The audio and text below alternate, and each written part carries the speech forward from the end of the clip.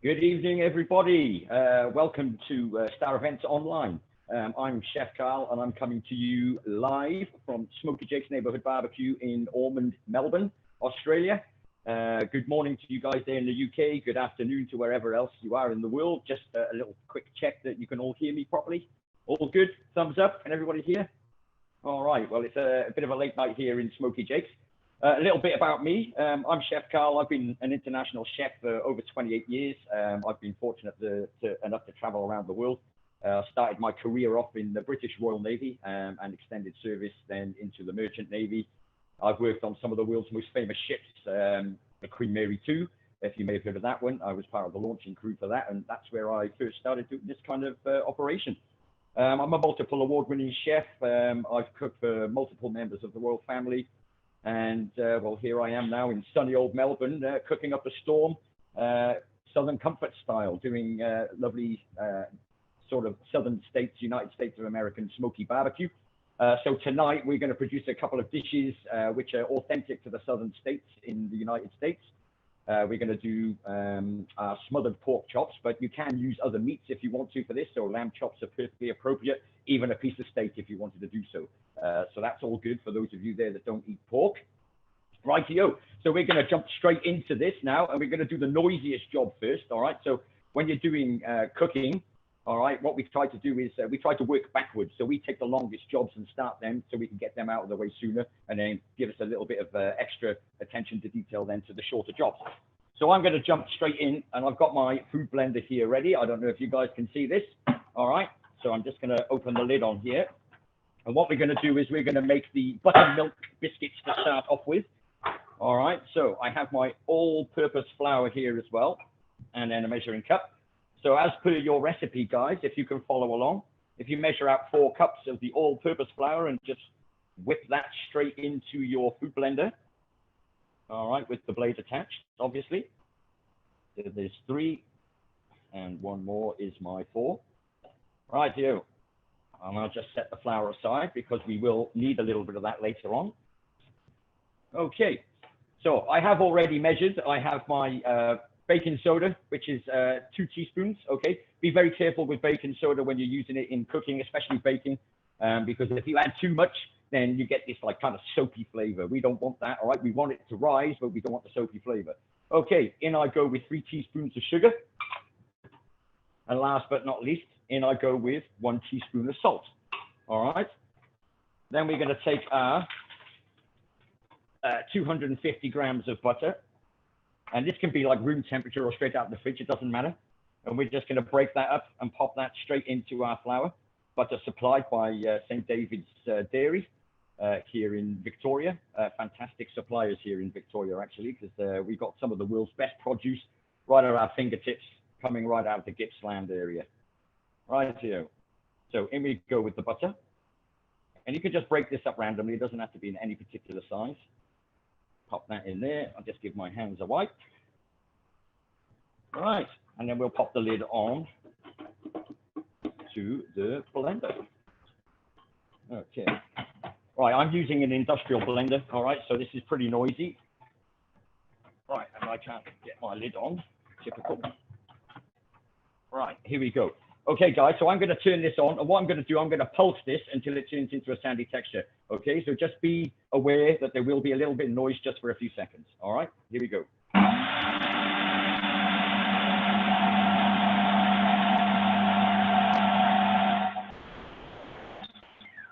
Okay, guys, as you can see in the overhead camera there, all right, you can see inside my blender because I've got a see-through lid.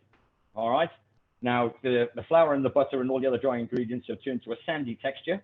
All right, so what we're going to do now is I'm going to add then 300 mils of buttermilk whilst this blender is on. So again, prepare for some noise, and I'll just put it on and I'll give you a shout out when I come back.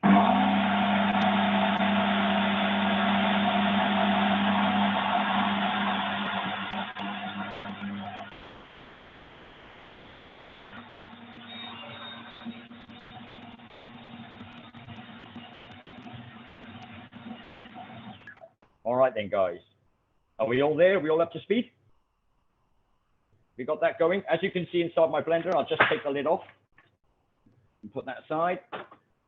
we've got this wonderful, really nice soft dough inside.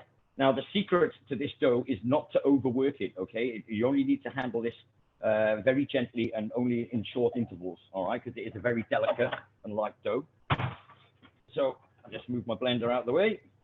And what we're going to do is we're going to just put a tiny dusting of flour on the surface. And then we're going to turn the dough out onto our bench. All right. And as you can see, we have this wonderful dough, and it's very soft and pliable. All right. So I'm just going to move it round into a circle, and then take, again, a very light sprinkling of flour over the top of the dough. All right. And then we're just going to flatten that down. So it's about 1.5 inches thick. All right. Then that is it. Okay. So I have already prepared a baking sheet, which is lined with grease paper. All right. So we'll just put that aside there. And I have here a 3-inch cookie cutter. All right. So this is what we're going to use to cut out our biscuits. Now I dip that into the flour just to give it a light coating. All right.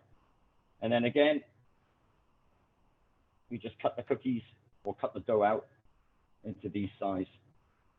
All right, guys. You should, out of this recipe, get approximately 10 biscuits, okay? Now, these biscuits as well, you can freeze these down. They hold pretty well in the freezer after they're cooked. All right.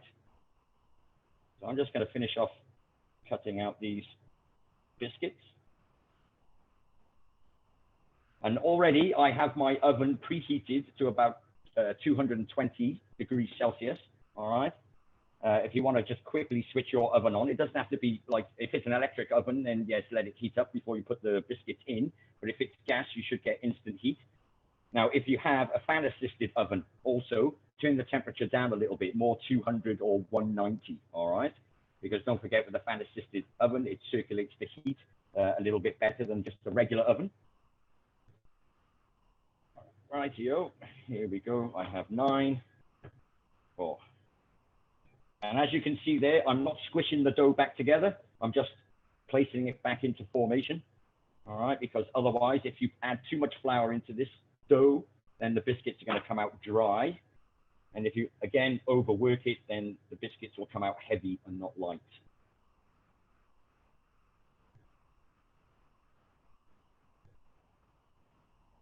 Okay, there we go. I've got my biscuits ready. I am just going to collect up the rest of the dough and discard of that. And then what I'll do is just give my bench a quick wipe.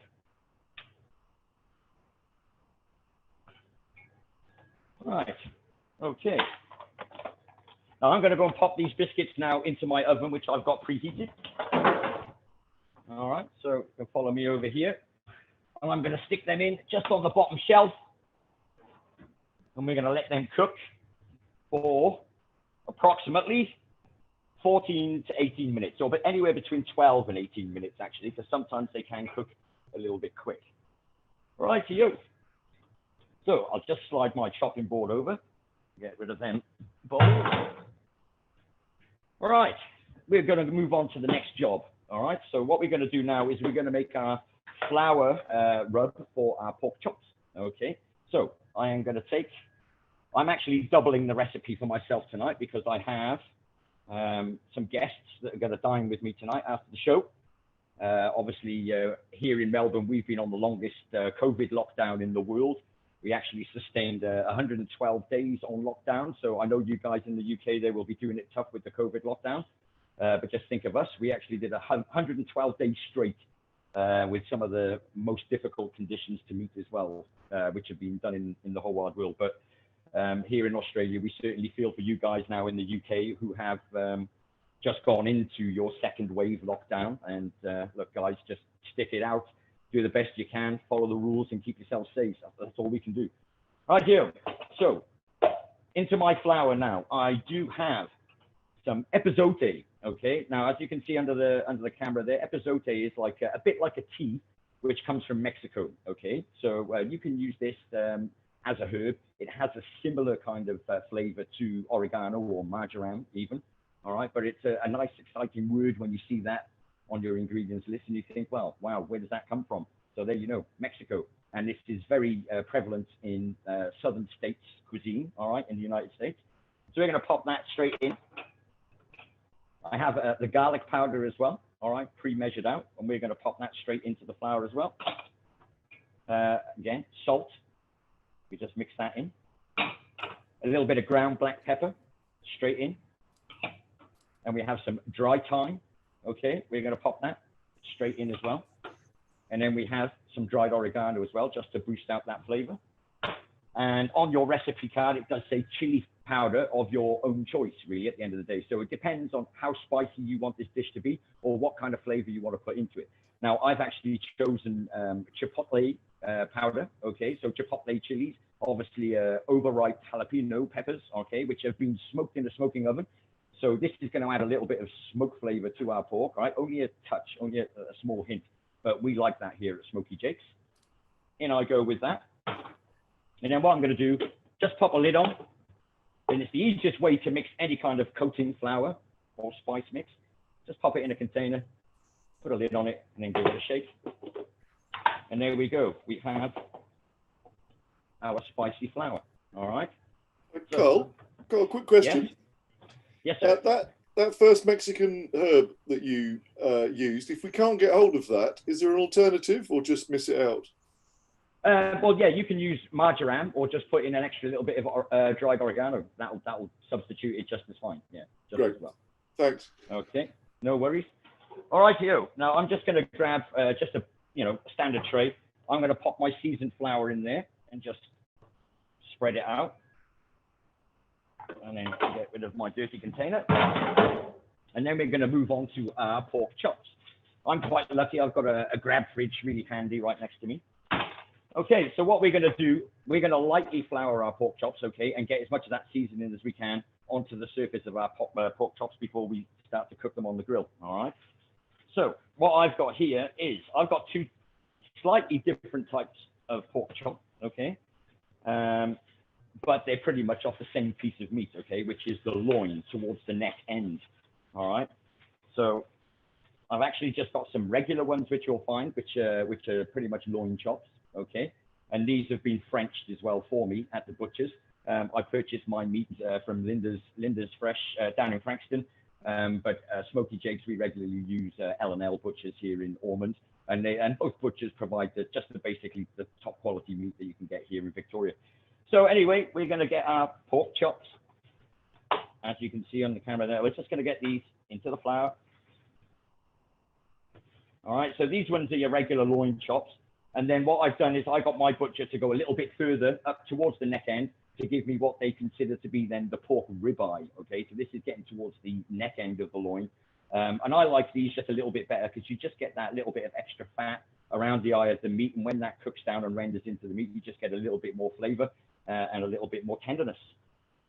So as I said, I've got some guys in for dinner tonight. So I've got 8 altogether. And then we're just going to move them around in our tray. Just give them a nice coating. As you can see, we'll stack them up. All right, just make sure you work in all of them spices so our pork chops end up nice and seasoned. There we go. How are we getting on, guys? Is anyone falling behind there, or are we doing all good? All right. Well, I can't see any questions yet, which must be a good thing. Okay, so my pork chops are nicely floured. So we're going to move over now to the grill. And I have my bottle of olive oil here ready as well. So I'm just going to spread some olive oil just over the grill. And then just make sure it's nice. Now, you guys at home are probably going to be doing this in a frying pan, as I wrote down in your recipe, which is fine, okay? I'm going to be collecting the juices off my flat top grill after I've cooked my pork chops, and I'll show you why just after. Rightio. So we're going to get these on and start these cooking nice and slowly. Now, I've got my grill on a medium heat. All right, so you don't need it to be fiercely hot. And we're going to cook these until they're, fairly medium, all right? So still a little bit pink and soft in the middle. Okay. So while these are cooking nice and slow on the grill, I'll just jump in there and say normally here at Smoky Jake's, I will have already smoked these in our smoking oven. And I was planning on doing something smoked for you guys. But unfortunately, I think it's just a little bit out of reach for some people. You might not have access to a smoking oven. And then to smoke something in a pot on the stove can be a little bit dangerous. So just in order to keep all you guys safe, we'll just go for the smokeless. But I've already added, as I said, chipotle powder, which has a nice heavy smoke to it anyway. And hopefully that's going to come out lovely when we use our dish later on. Now, I'm going to keep this flour and set it aside, okay, because we'll use this a little bit later on for the base of our sauce. Rightio. And if you just give me a quick second, I will wipe down my chopping board and bench, and then I will just give my hands a quick rinse.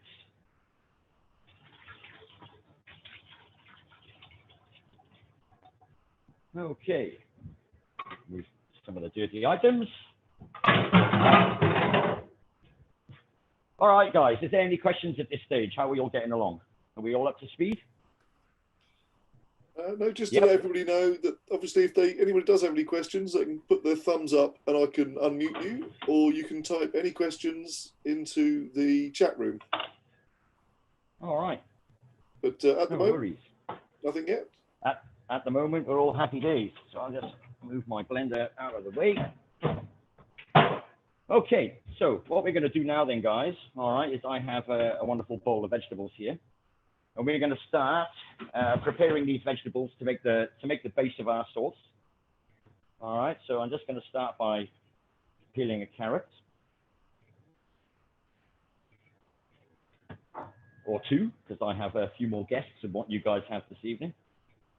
Mind you, though, I hope they do allow you to have some visitors during your lockdown, because it is it's a pretty harsh thing when you're doing it all alone on your own, in your own home.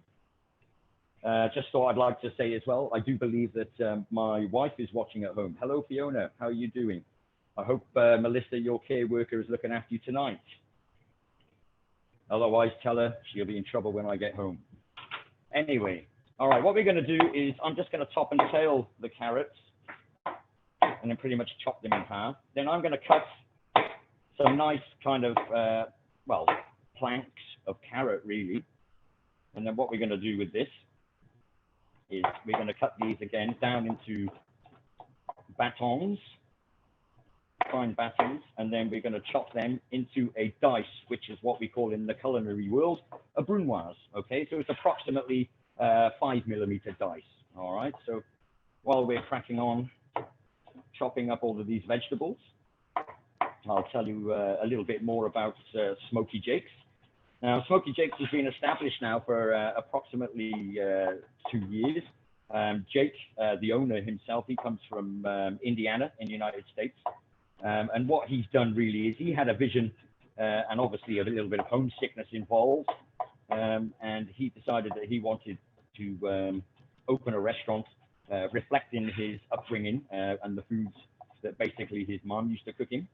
And not only that, Jake also was involved heavily in the barbecue competition scene, okay? Obviously, he had a talent for this kind of thing. And yeah, 2 years later, he's up and running with a wonderful little restaurant here in Ormond. And, you know, it's been pretty tough for us during the lockdown, considering the fact that we could only operate doing takeaway food. Weren't allowed to have any customers in-house. But, you know, at the end of the tunnel, there's always a little bit of light. And we found our way to that light at the end of the tunnel. And now, only a Wednesday last week, that we've actually been allowed to reopen and then take guests in with a certain limited capacity. And so far, I'll be honest with you, I've been flat out. It's been busy, which is a good thing, not just for Jake and the business, but also for the staff as well. So we've all managed to keep our jobs, so to speak. Now, I'm being a little bit frivolous with these carrots. As you can see, I'm throwing away the ends, just throwing them straight into the bin, but that's only really for demonstration purposes. In the commercial world, obviously, I would keep things like that and use them to make stocks for sauces. All right, but this time I'm actually just going to get rid of them because it's a little bit easier. Right, now when you're doing these dishes as well and you have people over for dinner, of course you can get all this stuff kind of done in advance and keep it in your fridge. All right, and if anyone's going a little bit slower than me, please bear in mind I am a professional chef and I have been for over 28 years, so yes, I will be a little bit faster than most of you back at home there, other than the chefs that are actually watching. And might I say as well, thank you for tuning in and watching me do this event for you guys tonight. Okay. So does anybody else have any other questions at this stage? Whilst I'm frantically chopping these vegetables and trying not to lose your attention. Okay, so there is our carrots. Whilst we're chopping the vegetables, actually, I have a saucepan here. What we're going to do is I'm just going to pop some butter into that saucepan. I do believe it was about 125 grams on your recipe.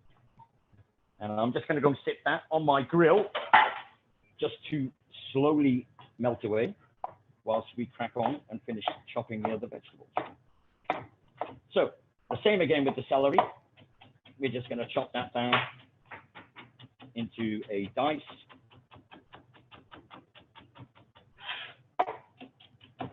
And I need to find, oh dear. Look. Do apologize about that, guys. My earphone fell out, so I'll just pop that back in. Okay, hopefully you guys can still hear me. Yep, you're all good, Karl. You still hear us? Yeah, I still got you guys. Yep, sorry Excellent. about that. It just fell out of my ear.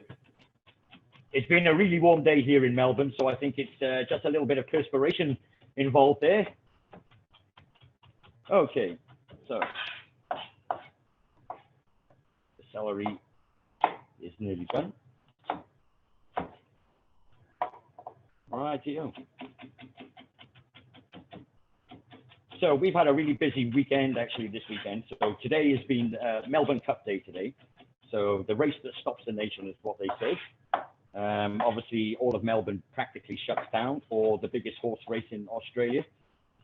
People wait all year long for this event today, but unfortunately it's one which has made the history books, but for all the wrong reasons.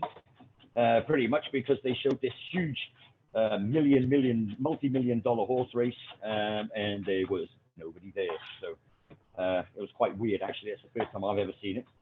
And that's in being in Australia 15 years. And yeah, the first time in 15 years I've actually seen Melbourne Cup with no punters. All right, so there we have the celery.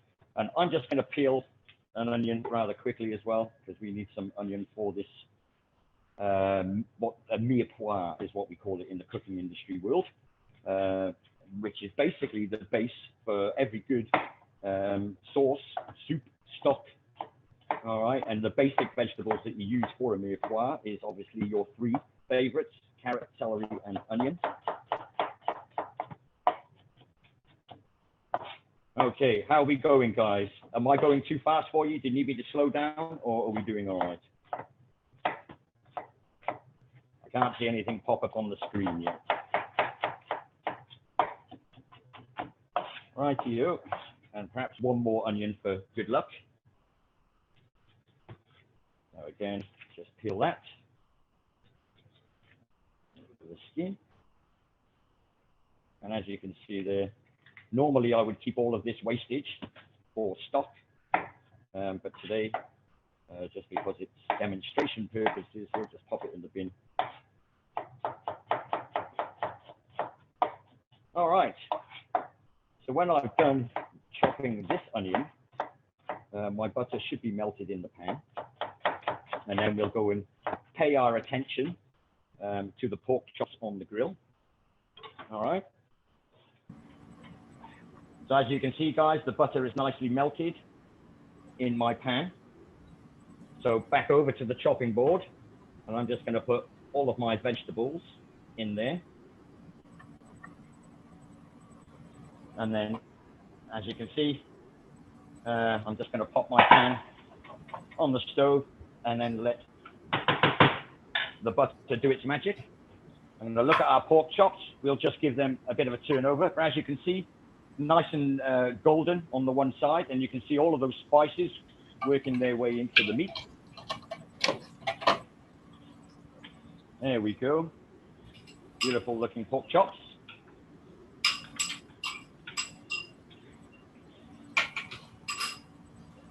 And then what I will do as well now, I will just check in my oven and have a look at my biscuits, which are coming along fine. Not quite ready yet. Okay, so I'll just give my chopping board a bit of a wipe down. Now, obviously as well, in on your recipe sheet there, you will find that we have button mushrooms. Okay, so I'm going to chop my button mushrooms, but mushrooms are, sometimes you get them big, sometimes you get them small. These ones are quite large. All right, so what I'm going to do to make it easy to chop, I'll cut them in half, just creating a flat surface like so the mushroom doesn't roll around. And then we're just going to chop them up approximately about 5 millimeters thick. All right, guys, and we'll have these ready. Because when our mirepoix or our vegetables have sweated down in the saucepan, we'll then add our mushrooms. And we add our mushrooms a little bit later, basically because mushrooms cook quicker than the rest of the other vegetables, and we don't want our mushrooms to just basically disintegrate into the sauce. All right. If you add mushrooms too early to a sauce, they pretty much vanish by the time you finish cooking the sauce. Okay.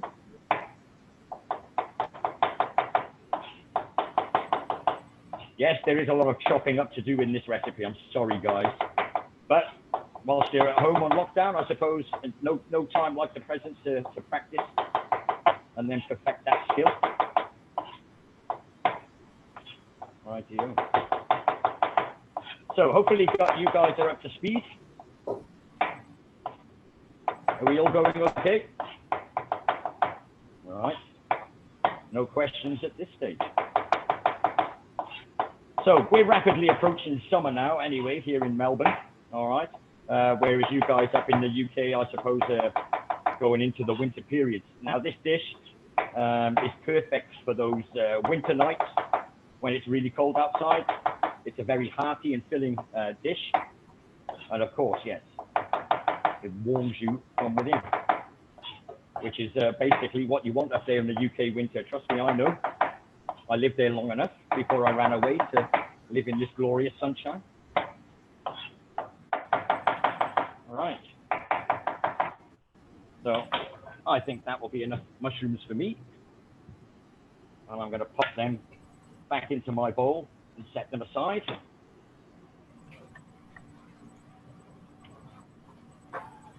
Right here. There we go. I'll just leave them there on the chopping board. I'll just pay my attention to the saucepan and then just give my vegetables a good stir.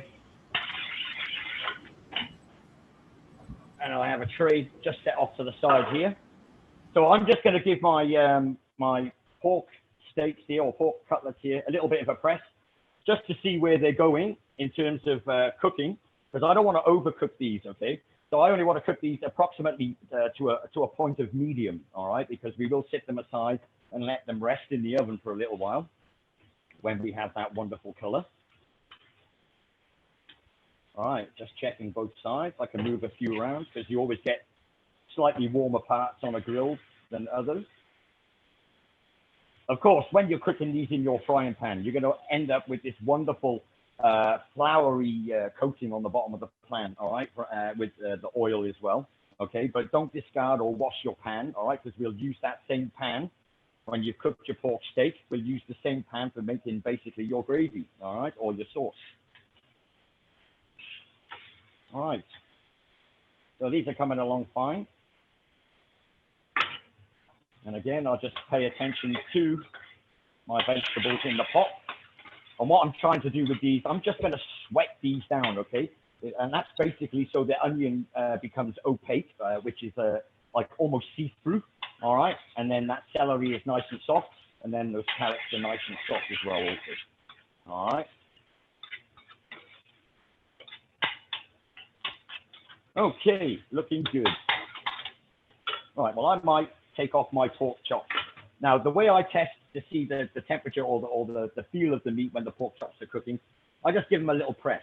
Now, if you just grab your hand and make a fist, right? If you clench that fist really tightly and then just put your finger on that muscle between your thumb and your knuckle, all right, and you feel that's really firm, okay? Now, that is approximately equivalent to a medium to well or well done steak, all right, or piece of meat, you know, chicken or even pork, all right?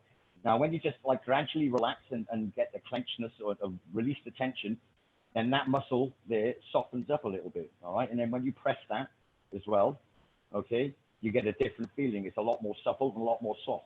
When you're at that stage, that's approximately medium, all right? Now, when you open your hand a little bit and then the muscle is fully relaxed and you press it, then that's really, really soft, and that will be your more medium rare or rare, okay? All right, that is just a real quick way, without getting the food probe out and probing your meat, that's a real quick way to roughly gauge the temperature of your meat, all right? All right, now these smell absolutely beautiful. I've got a wonderful even color now on these pork chops. So I'm just gonna pop these into a baking sheet. All right, and we're just gonna kind of let them sit for a little bit. All right, are we all going good there, guys? Anybody in any kind of trouble at all? While these are sitting there as well, I'm just, again, going to go and check my buttermilk biscuits, which are in the oven. I'll just grab myself an oven cloth.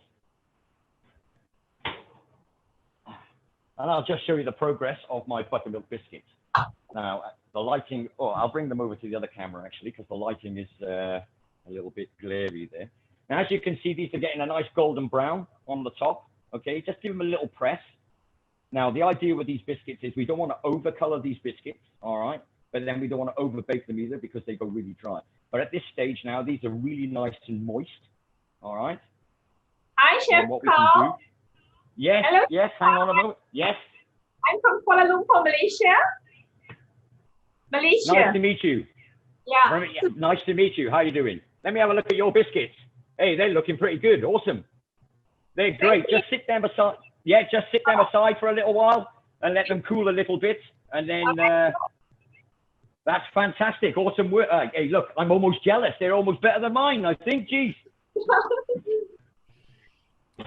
Rightio. Well, I've got mine sat there. Now I'm going to go back to my stove again and check on my pot. And as you can see now with these vegetables, they're really nice and soft. Plenty of steam coming off there. So now it's time to actually pop our mushrooms in there. All right. So in we go with our mushrooms.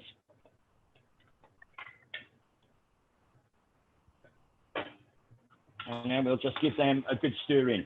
Now, bearing in mind, these mushrooms will cook pretty quick. And while these are cooking down, we can then start to prepare our vegetable component then to go with this dish. So we'll just leave them cooking there. Now I'm going to turn my oven down, guys, all right, to about 80 degrees centigrade, all right? And the reason why is I'm just going to let my biscuits cool down for a little bit. I'm just going to let my pork chops cool down for a little bit also.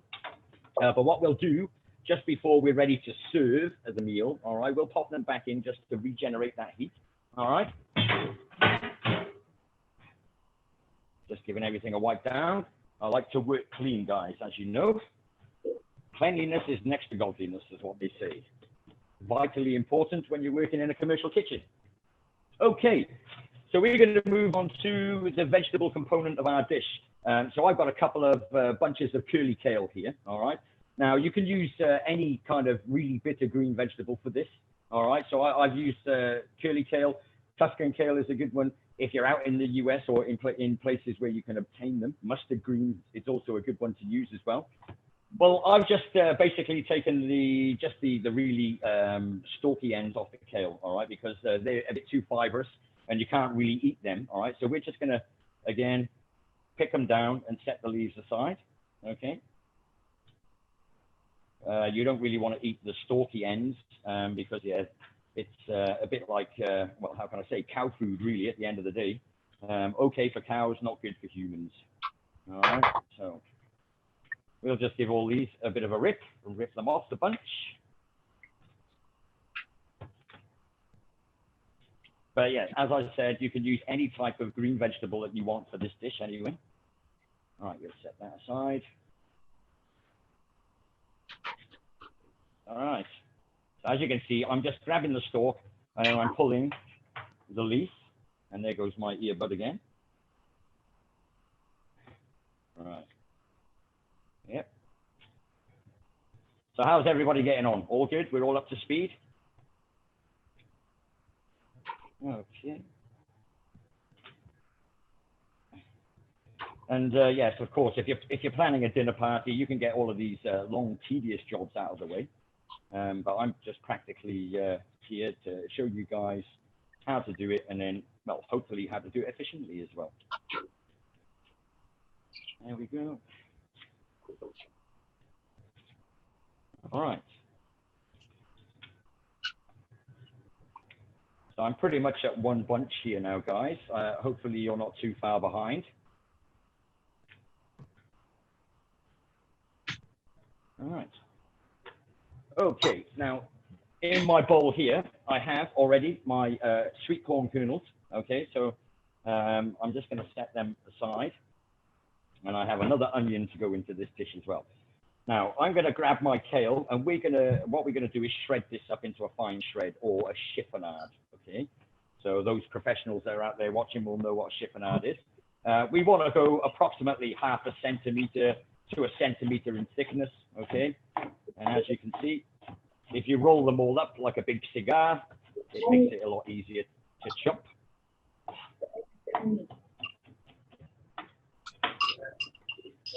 Rightio.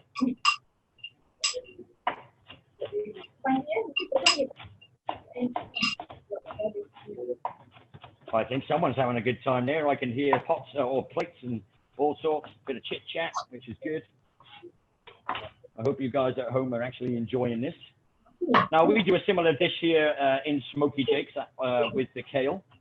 All right, but we just use kale on its own, and we call them Mars greens. And it's the way Jacob's mum would used to cook these as well, and she would braise them in cider, which is absolutely delicious, by the way, and I'm sure you'll find out when you get to eat this dish later on after you've cooked it. Okay, so there's my kale, nicely chopped. Again, I'm going to top and tail, again, another medium brown onion. And then we're going to finely dice this. All right, so again, into that, roughly that brunoise dice, okay, which is approximately 5 millimeters or 0.5 centimeter dice. All right, all nice and small, nice and neat. That's the way we like it in the professional world. Okay, and what we're going to do then is I'm going to chop some garlic. Now, I've already peeled my garlic, okay, it's already come peeled, but I'm pretty sure you might have seen this before anyway. The easiest way to peel garlic, if you actually have the skin on the garlic, is just put your knife over the top, put your hand on, but don't bash it with your hand, but just press so it squishes, all right? When that garlic squishes, it releases just enough natural oil, okay, and then the skin will literally fall off, all right? So you've always got the root end as well on your garlic. I like to take that off and discard it, all right? Okay, so I'm going to use a few cloves here. And then what I'm going to do is chop these down into very fine slivers, all right? So as you can see, I've done this many, many, many times before, all right? But these have to be pretty thin, guys, okay? Because what you don't want is huge chunks of garlic in with your vegetables. All right, and I believe that is enough. Okay, so we're going to go back over to the stove. All right, we're going to check on our mirepoix and our mushrooms. Now, these are looking fantastic. The mushrooms are softened up. The carrots are really nice and soft, and the celery is soft. All right, so what we're going to do now to build the sauce, you guys should have this in your frying pan, but I'm going to take a little bit off the grill, all right? And basically, just a little bit of the caramelization that's been on the grill. You'll have this in your frying pan. All right. And then what I'm going to do as well, if you remember the seasoned flour that we had left over from dipping our pork chops into, all right, I'm probably going to take maybe 2 cooked spoons of that. And then we're going to stir that into our vegetables, all right? Now, what's going to happen is this flour is basically going to coat all of these vegetables and make a fairly stiff paste, all right? Now, this method of making a sauce is what we call a roux, okay? R-O-U-X. Yeah, it's a very basic method of making a thickened sauce or a thickened gravy, all right? And it's used predominantly in commercial cookery, but then I'm pretty sure everybody's mum at home does this when they make a gravy for Sunday roasts back in the UK. My mum certainly did. Oh yeah, we've got that wonderful paste now, and that's cooking away. I'm just going to reach over to my bench and grab some white wine, okay? So on your recipe card, it states it's around about 100 milliliters, all right? But with the flour when you make your sauces, because you're using less vegetables, obviously you don't need to put as much as what I put in. I put 2 big spoons in, which is good for the amount that I'm doing. But for you guys, just judge it very carefully, and you'll soon see as well, because you want it to be like a goopy paste covering those vegetables. All right. So in there, I'm going to pour the white wine. Okay. If you've got 100 mils measured out straight away, just pop it straight in there. All right, and then with your spoon, stir it in thoroughly. And as you can see then, you get this really thick, saucy paste which starts to form up around the vegetables, all right? And this is exactly what you want to happen, because this is now the base of your sauce. For those of you that don't drink alcohol or use alcohol in cooking, that's fine. You can actually substitute the white wine for some grape juice if you wanted to, all right? Because you will get a similar flavor when this sauce is reduced down, all right? Okay. Are we all at this stage now? I'm just going to reach over now and grab some chicken stock, okay? So we're going to build this sauce now with some chicken stock, all right? I've got just the usual brand that you find here in Australia, Campbell's, as they say. Sounds like it should belong in Scotland as opposed to Australia, but nonetheless. All right, and as you can see with that chicken stock, we're just going to blend that sauce in.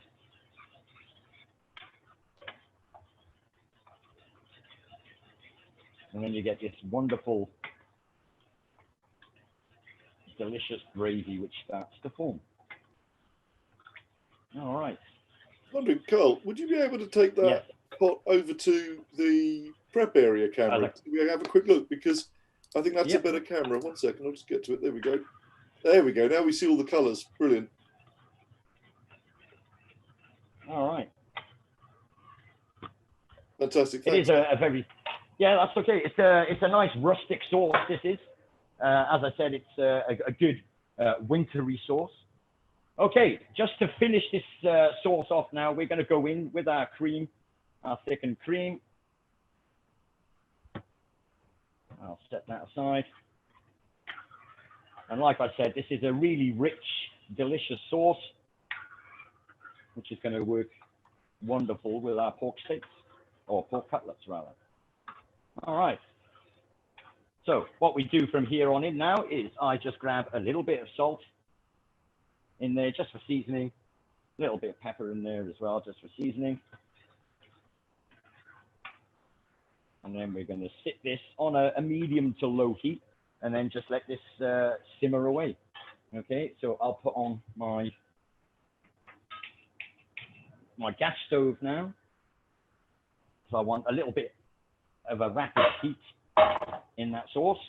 And then what I'm also going to do is light the stove ready, and just start warming up my frying pan to start off our cider braised greens and corn.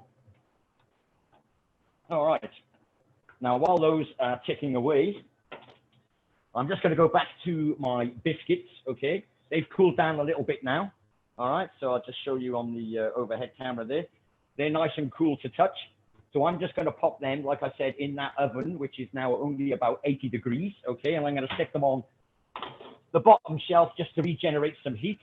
And I'm also going to pop my pork cutlets in on the top shelf just to keep them ticking over nice and warm. And whilst that is happening, I will just have a quick tidy up of my work area. And then what we will do is we will move on to our cider braised bitter greens and corn. Okay. So I have my pan. It is now just warming up. I'm going to turn the heat up a little bit, and in I'm going to go in now with my olive oil. All right. So you guys should have a measurement there on your recipe card there. I'm just judging it because I'm cooking a little bit more than what you guys are cooking. So I'm going to warm up this olive oil until it starts to shimmer a little bit, and we get that very, very fine little haze coming off the top of the pan. All right, so we want this to be pretty hot. Okay. And then while that is happening, I am just going to give my sauce at the back a bit of a stir. And what we want to do is just bring this sauce up to a gentle boil. All right, not a rapid boil, but a gentle boil. Okay. All right. So just having a feel over my pan, I can see the heat coming through the oil because it goes like a funny wavy type kind of mirage-y visual appearance when you're looking at the oil in the pan when it's heating up. And first off, I'll just grab my chopping board. The first thing we're going to pop in there will be the garlic and the onions. All right. So we're just going to pop that straight in the pan. And I'll just give it a little bit of a toss around. Now, when we're frying the garlic and the onions, we want to just get a very light golden brown on the garlic and the onions, okay? We don't want the garlic to start going black or the onions to start going black, because then that's just going to put more bitterness into our vegetables, okay? So just using my tongs, move it around a little bit. And if needs be, you can turn the heat up just a little bit. And again, just give my sauce another stir, which is coming along beautifully.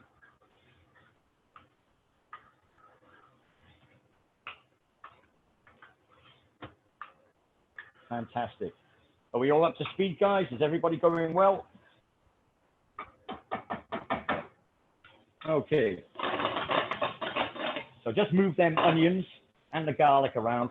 The aromas will soon start hitting you in the face, okay? Smells absolutely delicious. And when we're at this stage now, I'm just going to grab my sweet corn in the bowl here, as you can see. All right. And then I'm going to pop my sweet corn kernels in.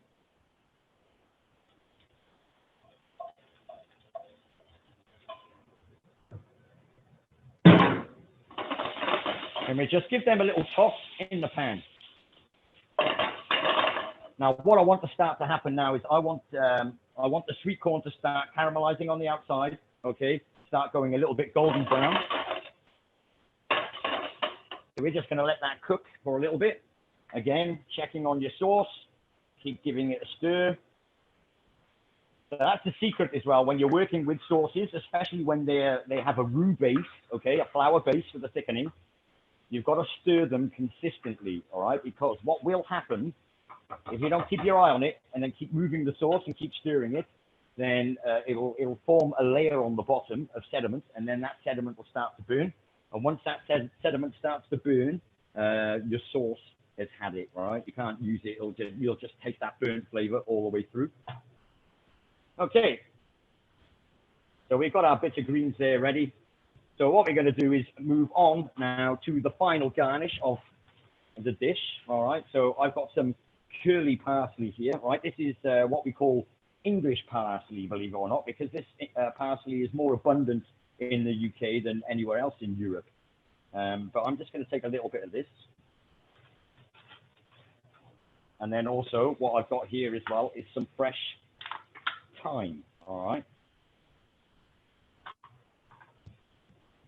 So with our English parsley, we're just going to grab that and we're going to chop this down.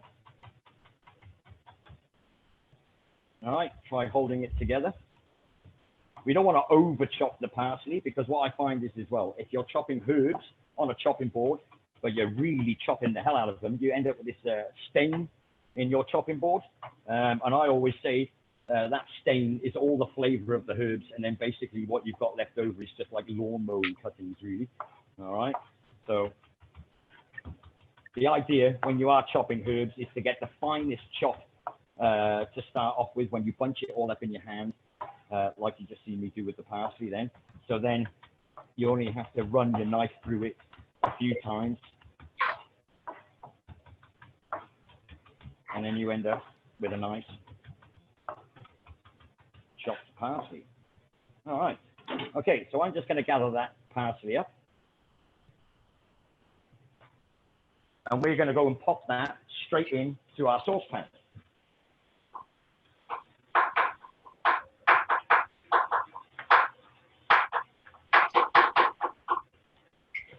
And we're just going to stir all of that parsley straight into the saucepan.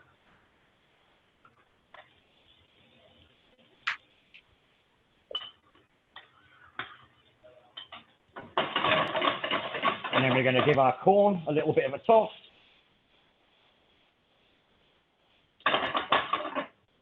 And we're starting to get some wonderful caramelization and color with the garlic, the onions, and the corn. See again, Karl, could you take the corn over to the other camera? I certainly can. Show us what that looks like. Because okay. Again, there we go. Yeah, okay, great. Brilliant, thank you. All right, so as you can see, you've got lovely little bits of caramelization coming on, and that brings out the sweetness in the corn. All right, so I'll just pop that back on the heat. Thanks. Leave that cook for a little bit. Okay, so what I'm also going to do now is I'm going to pick some thyme. All right, so what we do with thyme, because the leaves are so tiny, all right, you have to be quite patient when you do this. But always pinch the top end of the thyme, okay, and then just put your fingers and your thumb, as you can see there, around the stalk, and then just basically drag it through like a bit of a shoelace. And then the very top bit of the stalk is normally quite tender, all right, so you can just pull that off, okay. It can be a tedious job, especially in a commercial kitchen and you're cooking for the masses, all right. But trust me, the center stalk, as it gets down to the bottom, is very woody, and you don't really want to be eating that. It's not very pleasant at all. Okay, so we just pinch just a little bit.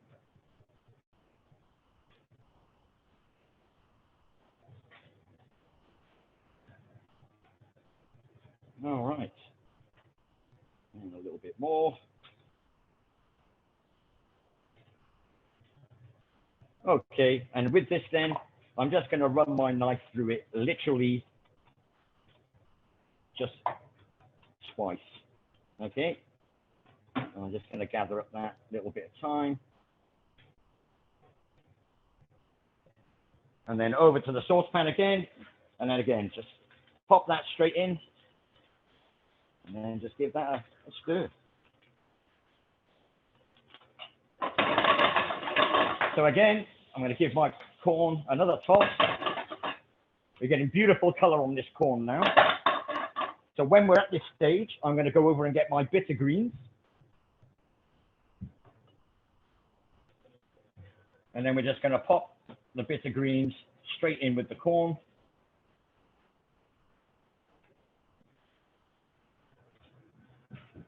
I'm done with my chopping board. I'm done with my thyme.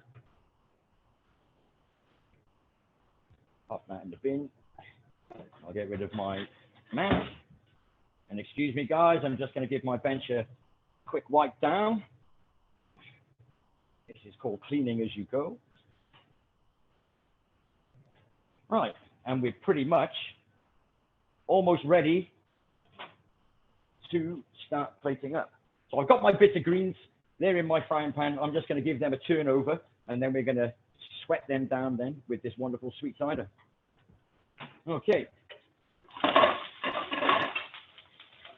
So using the tongs, I'm just going to move my bit of greens through all of the corn. And then we give it a little bit of a toss around.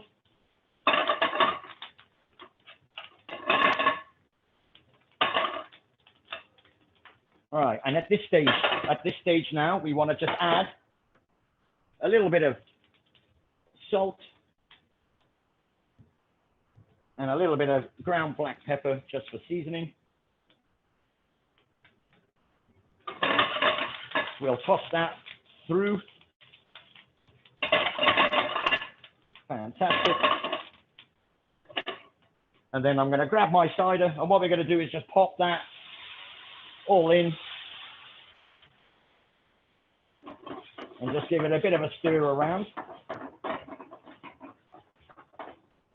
And we're just going to bring that up now to a rapid boil, okay? And then as soon as it's come up to a rapid boil and that alcohol is steamed out of the cider, again, if you're not using alcohol because it's religious reasons or allergies, whatever, then you could always just use a nice apple juice as a substitute, okay? Make sure when you get an apple juice, though, that it's not overly sweetened with sugars and things like that. Try and go for as natural as you possibly can. All right. So we are pretty much now at the plating up stage. So I have selected just this wonderful, tiny little huge plate. All right, as you can see. Things always look better on a larger plate for some reason. I don't know. It's just a chef thing. I'm going to grab a spoon. I'm going to give my sauce a little bit of a taste. If it needs any seasoning adjusting, that's exactly when you do it. It's right at the end. All right. So again, just give it a stir.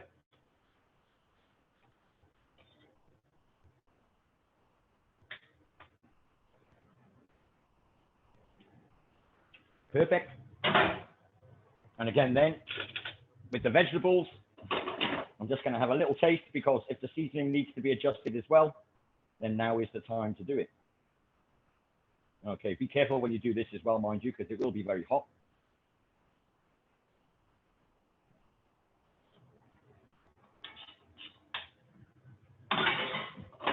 That is fantastic. As a golden rule in the kitchen, every chef should taste his food, especially before serving it to customers, you know. It's paramount that every chef taste his food. Rightio, so we shall go into our oven now. So our biscuits are back up to temperature, nice and warm. All right, this is perfect how we want these. We'll also bring out our pork cutlets, and I'll just sit them there on the grill. And then I will need a spoon. Okay. So we're going to pop one of our biscuits here.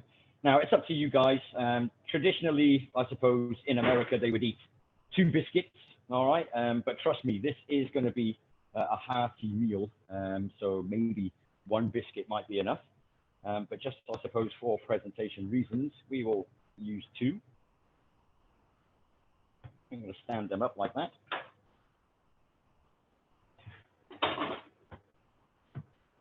All right. So I've brought my greens and corn, as you can see there. That cider is reduced down now to a nice glaze. All right. So what we will do is I will grab a nice, generous amount of the greens and corn, and we're going to lay them down onto our plate. A little bed. And it's up to you how much you guys want to eat. But I think that is generous. We'll set them aside. All of the time, keeping the plate clean, or as clean as you can.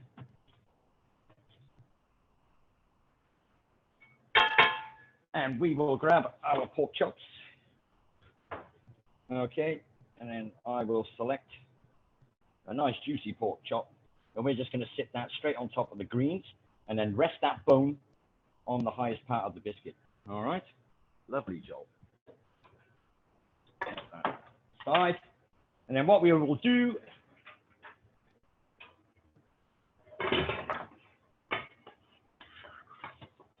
I'll just give my sauce a final stir.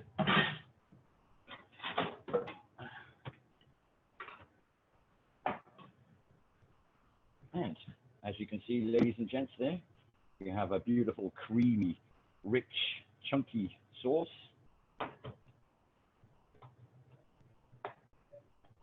So we get as much vegetables in the ladle as we possibly can. And we're going to sit that straight over our pork chop. And then just with a little bit of the juice, run it around the plate. And just to finish it off, I went out and got some Italian-style parsley, which is only slightly different than the English-style parsley, in which case it tastes exactly the same, but just has flat leaves as opposed to curly leaves. And we're going to rest that straight on top of our dish there. And ladies and gentlemen, there we have it. We have our smothered pork chops with buttermilk biscuits and cider braised greens and corn. This is a true deep south flavor dish, all right, and very authentic as well. I've done my research, and I'm pretty sure Jake here at Smoky Jake's is going to be over the moon when he tucks into this meal now for a really, really late night dinner. Hi, Karl. Hi. Yes, Karl. Yes. Okay, I'd like to show you my product. Yeah, please. Let's have a look. Wow. Oh, look at you go. Look at you go. That's awesome. Well done.